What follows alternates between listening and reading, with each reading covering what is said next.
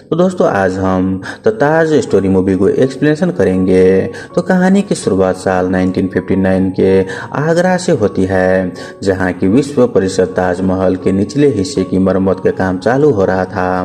ताजमहल की दीवार की एक दरार को दुरुस्त करने के लिए जैसे ही ईंट को निकालता है तो उन ईंट के पीछे कुछ चीजों को देखकर वहां मौजूद आर्कियोलॉजिकल डिपार्टमेंट के लोग के होश उड़ जाते हैं। जिसके बाद सीन 2023 में आगरा को दिखाता है। यहाँ हमें विष्णुदास नाम के एक शख्स को देख पाते हैं जो कि एक टूरिस्ट गाइड का काम करते थे। उनके परिवार में एक बेटी, बेटा अविनाश और उसकी बहू तथा उनके 2 बच्चे थे। अविनाश भी टूरिस्ट का गाइड का ही काम करता था। फिर हमें मालूम चलता है कि विष्णु जी गाइड एसोसिएशन के प्रेसिडेंट के पद के लिए चुनाव लड़ने वाले हैं, जिसके लिए वो अविनाश के साथ नामांकन कराने के लिए गाइड एसोसिएशन के ऑफिस जाते हैं। वहाँ उनकी मुलाकात पूर्व प्रेसिडेंट उस्मान भाई से होता है।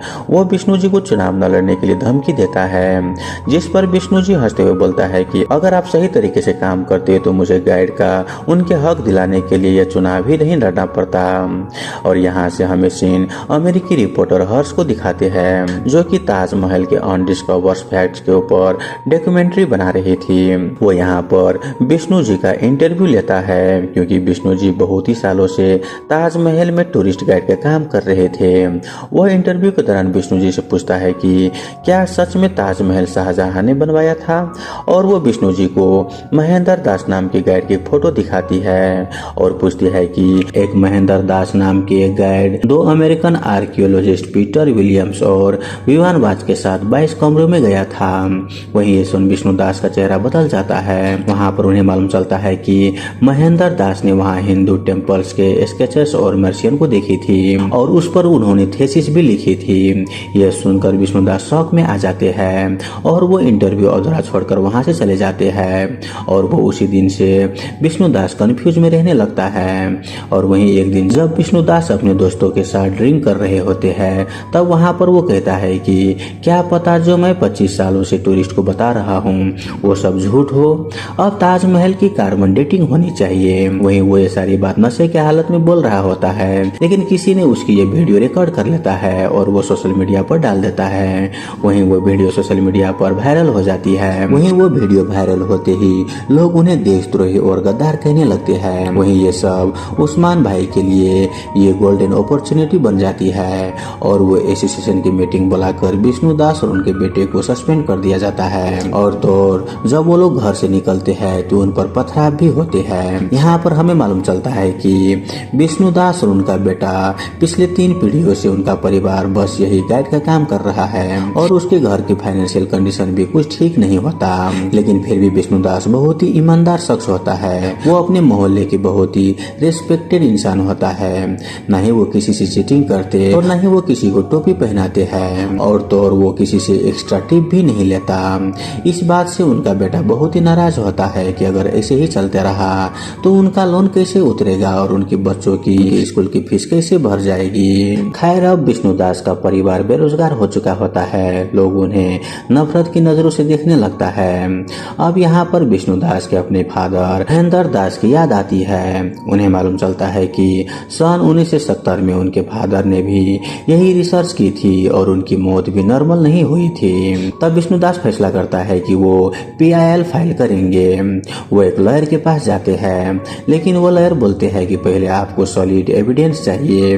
तब विष्णुदास अपने फादर के पुराने नोट्स बुक्स पढ़ने लगते हैं और उन्हें मालूम चलता है कि आर्कियोलॉजिस्ट विवान वाज के बेटा मसूरी में रहता है। तब वो उनसे मिलने के लिए चले जाते हैं और वो वहां पर जाकर विलियम वाज थीसिस से मिलता है, जिसने कार्बन डेटिंग का रेफरेंस था।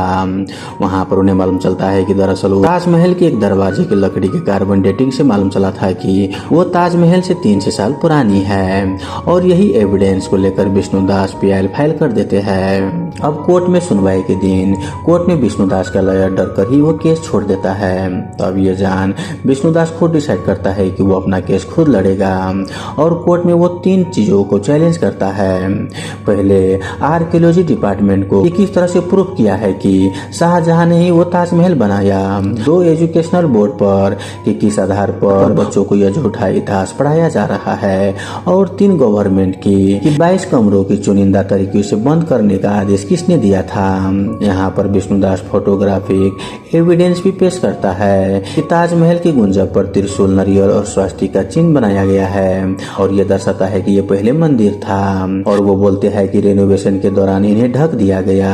वहीं ऑपोजिट साइड के लॉयर राशिद हर आर्गुमेंट को काउंटर करते हैं। वो कहते हैं कि अगर आपको गवर्नमेंट, एजुकेशन बोर्ड और आर्कियोलॉजिस्ट पर भरोसा नहीं है तो आप देख तो रही है यह केस कम्युनल राइट्स को भड़काने की कोशिश कर रहा है। लेकिन वहाँ पर विष्णुदास एक और इम्पोर्टेंट विटनेस ढूंढ निकालता है। वो होता है रघुराम। और हम जानते हैं कि रघुराम वो ऑफिसर था जिसने सन 1959 में ताजमहल के अंदर हिंदू भगवान को देखे थे। लेकिन हेयरिंग के दिन वो धमकियों के कारण कोर्ट में ही नहीं पहुंच पाते। फिर वो जर्नलिस्ट लड़की की मदद से विलियम साहब की बेटी से कांटेक्ट करता है और वहाँ पर उनकी मीटिंग फिक्स होती है, जहाँ पर हम जानते हैं कि विष्णुदास को एक और विटनेस से मिलना था। लेकिन वहाँ पर विष्णुदास को शक हो जाता है कि उन पर हमला होगा, इसीलिए वो एक पॉलिटिशियन की सपोर्ट लेते हैं। और हम जानते हैं कि मीटिंग में सच में वहाँ पर अटैक होता है, लेकिन फिर भी विष्णुदास वहाँ से बच जाते हैं क्योंकि ये सब भी उनका प्लान ही था।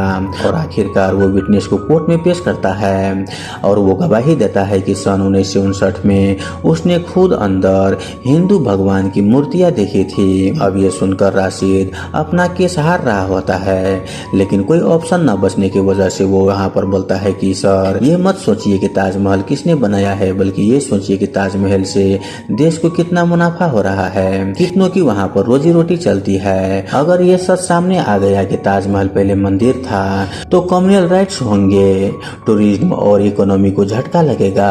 तब विष्णुदास अपने आखिरी शब्दों में कहता है कि सच्चाई सामने आना चाहिए, किस तरह से शाहजहां ने मंदिर को तोड़े और वहाँ पर लोगों को भूख से मारा और किस तरह से उन्होंने ताजमहल को बनवाया। हमें अपने असली वीर शिवाजी, अशोक चंद्रगुप्त के बारे में पढ़ने चाहिए। हमें हिस्ट्री में झूठे और मकारों के बारे में पढ़ाया जा रहा है, जबकि हमें शिवाजी और छत्रपति के बारे में पढ़नी चाहिए। अब ये सब सुनकर कोर्ट बोलता है कि यह मैटर बहुत ही कॉम्प्लेक्स है, इसे कोर्ट नहीं बल्कि एक स्पेशल आर्कियोलॉजिकल कमेटी देखेगी। साथ ही यहाँ पर वो निर्देश देता है कि हिस्ट्री बुक्स में हिंदू राजाओं को समान स्थान दिया जाएगा। विष्णुदास की पीआईएल फिलहाल वहाँ पर रिजेक्ट कर दी जाती है और मूवी के अंत में हम देखते हैं कि विष्णु का केस सुप्रीम कोर्ट और हाई कोर्ट में भी रिजेक्ट कर दिया गया है। लेकिन 2025 में भी बहुत सारे लोग ताजमहल पर पीआईएल फाइल कर रहा है। तो दोस्तों, ताजमहल की सच्चाई लगभग सबके सामने आई गई है कि पहले वो एक मंदिर था, लेकिन मुगलों ने हिंदू पर अत्याचार करते हुए मंदिरों को तोड़कर वहाँ पर ताजमहल बनाया, और वो भी प्यार के नाम पर, जबकि सच्चाई कुछ और ही है।